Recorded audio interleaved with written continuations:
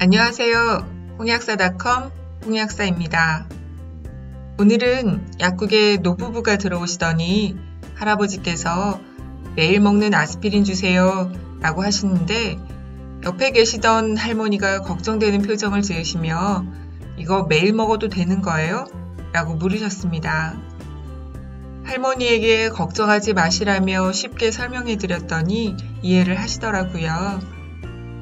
그래서 오늘은 아스피린에 대한 이야기를 좀 해보려고 합니다.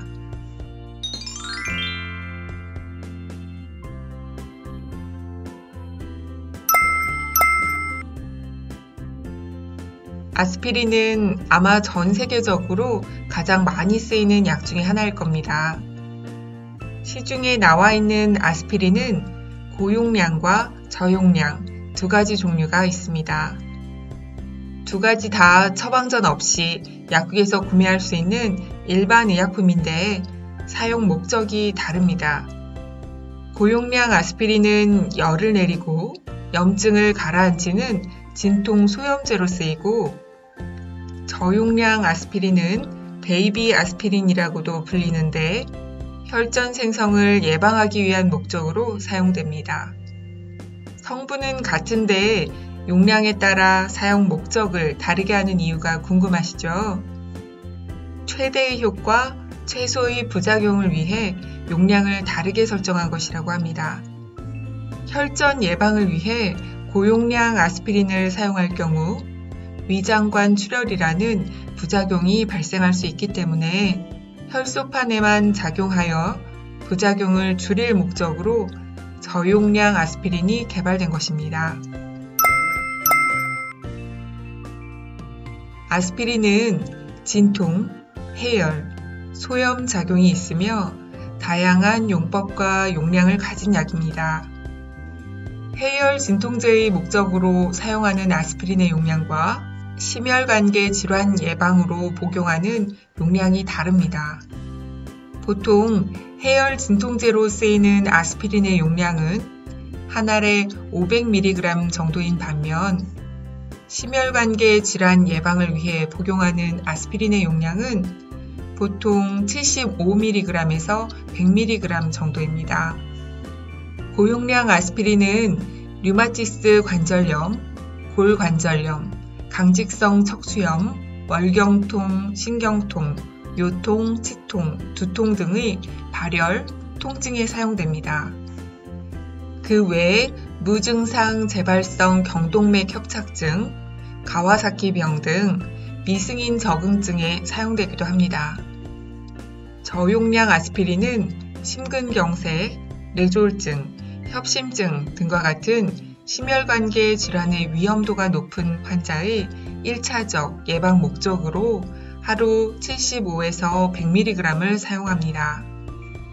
또 심근경색 후 또는 만성적으로 심방세동이 있는 환자의 항혈전 목적으로 사용됩니다.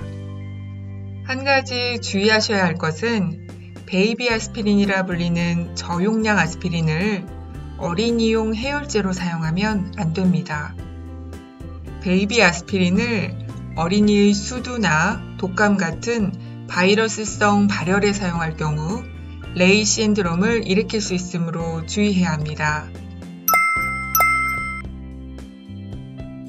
어린이나 청소년에 나타나는 수두나 독감 등의 바이러스에 의한 멸성 질환에 아스피린을 해열제로 사용할 때 발생할 수 있는 질환입니다. 이 질환은 간 손상, 지방 침착, 심한 구토, 저혈당, 뇌부종 등의 특징적인 증상을 나타냅니다. 아스피린 용량과 무관하게 단기간에 발현하여 사망률이 매우 높습니다. 첫째, 심근경색이나 협심증, 뇌졸중 등 심뇌혈관계 질환을 앓았거나 앓고 있는 환자입니다. 혈관이 막혀 스텐트 시술을 받은 환자도 저용량 아스피린을 먹어야 합니다. 둘째, 심뇌혈관 질환의 위험이 큰 환자입니다.